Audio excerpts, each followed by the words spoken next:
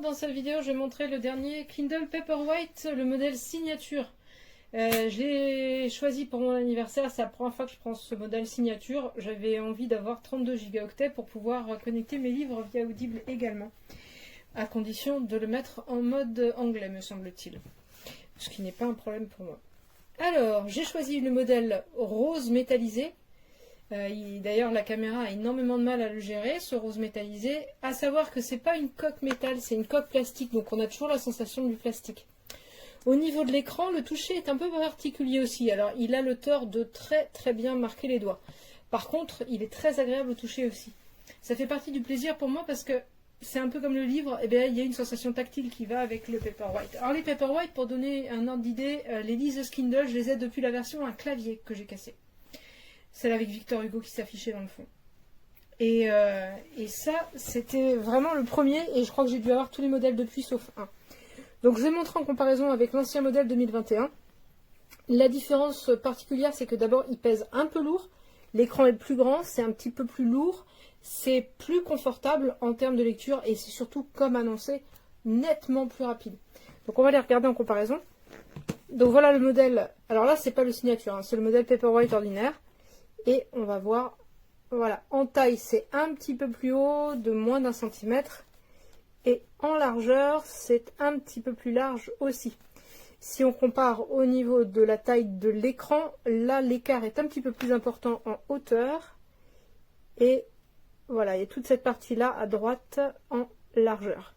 Donc on va avoir un confort de lecture qui se rapproche de plus en plus en fait de la zone couverte sur un livre standard. C'est-à-dire que si je prends le Kindle de base de 2021, qui est le modèle en dessous de celui-là, on est sur un format livre de poche en termes de taille de page. Ici, on arrive déjà sur la zone de lecture d'un livre ordinaire. Voilà. Au niveau de l'épaisseur, c'est quelque chose qui est, pour moi, en termes de sensation, légèrement plus fin. Et en termes de poids, je dirais qu'il est quand même plus léger que celui-là. Allez, on va regarder au niveau de la luminosité, parce que ça, c'est un des points forts. L'éclairage très confortable qu'on a sur l'un comme sur l'autre. Voilà le même livre en comparaison. On a une couleur légèrement plus bleue et légèrement plus jaune ici, ce qui donne un rendu plus papier à droite. On va pouvoir régler la luminosité ici de 1 à 24, ici de 1 à 24, mais avec le système lecture automatique avec le petit capteur. Ça, je crois que c'est que sur le modèle signature. On va pouvoir changer d'un côté la température d'éclairage et de l'autre également. Hop, voilà. Là, ici, sur ce réglage-là, on a vraiment l'impression d'avoir la même chose de chaque côté, un petit peu plus foncé de ce côté-là. Hop. Et si on va sur... Alors, je suis désolée, hein, celui-là, je ne sais pas pourquoi, il ne répond pas de manière toujours optimale. Hop. Voilà, là, à droite, on voit déjà la différence. Alors, quand c'est à 0, comme ça, on voit bien que le côté droit est plus clair. On va remonter à la luminosité blanche max. Hop, voilà. Et voilà. Et on va regarder au niveau du texte ce que ça donne. Pour le tourner les pages, alors je crois que j'ai un petit effet sur celui-là. Hop, la réponse. C'est pas lent, hein, mais là, c'est extrêmement rapide. Et c'est comme ça à peu près pour tout. La réponse de cet écran est nettement meilleure que celui-ci, il n'y a pas photo. Donc quand ils annoncent quelque chose qui est plus rapide sur ce modèle-là, eh ben, il n'y a vraiment pas photo. On a le confort d'une tablette, hein, quasiment. Et on a toujours le confort qui est propre au modèle. Donc est-ce que c'est mieux par rapport au modèle 2021? Nettement en termes de confort de lecture, je trouve. Une touche de couleur à l'arrière de ces liseuses, ce qui les fait devenir beaucoup plus jolie et attirante, même si j'avais déjà la Kindle Paperwhite 11e génération. Donc j'ai pris la vert jade. En ce qui concerne Kindle, c'est toujours la même chose, hein, vous n'allez pas être dépaysé. Alors, le petit bouton qui embête tout le monde. Alors,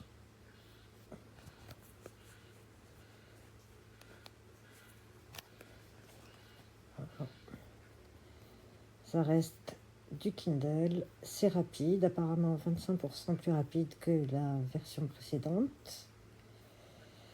Moi, j'adore. Voilà, c'est simple, c'est épuré. Voilà, luminosité 0. L'écran est toujours aussi clair. J'ai également une Kobo Libra couleur qui est très bien. J'adore les boutons. D'ailleurs, Amazon, Kindle Oasis, ce serait bien de la remettre. J'adore les boutons de ma Kobo Libra couleur, mais au niveau de l'éclairage sur des e-books, c'est pas ça.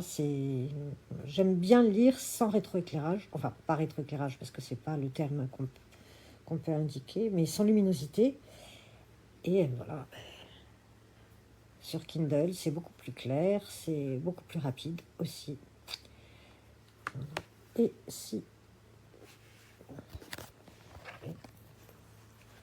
je ne ferai pas youtubeuse, hein. Ah, j'ai également acheté pour la modique somme d'environ 48 €, je crois, l'étui en espèce de tissu d'origine végétale qui s'adapte parfaitement à ma liseuse. J'ai pas pris du ton sur ton, j'ai pris noir sur vert. Je trouve que ça change. Voilà, j'espère que j'aurai pu vous aider dans votre choix. Bonne journée.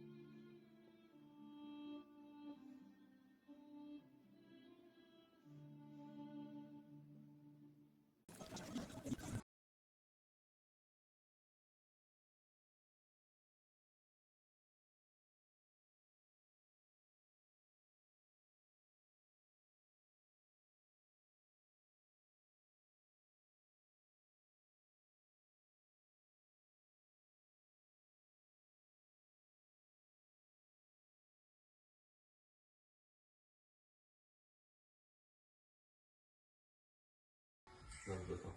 Là, il y a pas une vidéo. T'es sûr que c'est parce que t'as pas ta main derrière pour changer de page? Comment Et là, ça marche pas. je suis obligée de faire ça?